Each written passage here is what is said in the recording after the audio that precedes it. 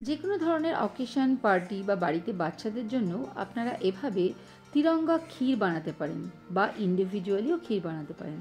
Welcome to Payel's exploring food. যারা আমার চ্যানেলে নতুন বন্ধু তারা অবশ্যই আমার চ্যানেলটিকে সাবস্ক্রাইব করে বেল আইকনটিকে প্রেস করে নিতে ভুলবেন না। চলুন তাহলে রেসিপিটা স্টার্ট করা যাক। প্রথমেই সাদা রঙের ক্ষীরটা বানানোর জন্য একটা বটল গার্ড অর্থাৎ লাউ নিয়ে খোসা ছাড়িয়ে গ্রেট করে জলটাকে পুরো স্কুইজ করে নিতে হবে।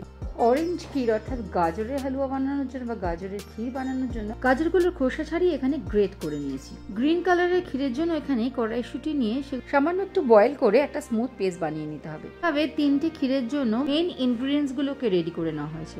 এরপর প্রথম লাউয়ের ক্ষীরের জন্য একটা পাত্রে 1 চামচ ঘি নিয়ে তার মধ্যে গ্রেট করা লাউগুলো দিয়ে একটু ভালো করে ভাজা ভাজা করে নিয়ে এর মধ্যে 1 কাপ গরম দুধ মিশিয়ে ঢাকা দিয়ে মিনিট 5 মতন সেদ্ধ করে নিতে হবে।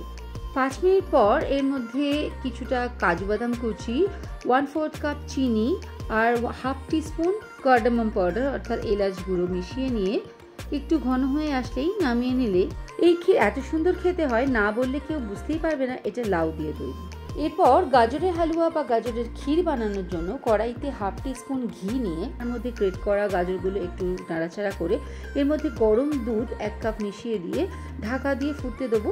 5 মিনিট পর ঢাকা খুলে একটু ঘন হয়ে এলে তাতে মিশিয়ে দেবো আলমন্ড কুচি, 1/2 টিস্পুন এলাচ গুঁড়ো আর 1/4 কাপ ব্রাউন সুগার। এই সমস্ত খুব ভালো করে মিশিয়ে একটু ঘন হয়ে এলেই নামিয়ে নিয়ে উপর থেকে আমন্ড কুচি ছড়িয়ে দিলেই গাজরের হালুয়া বা গাজরের ক্ষীর রেডি।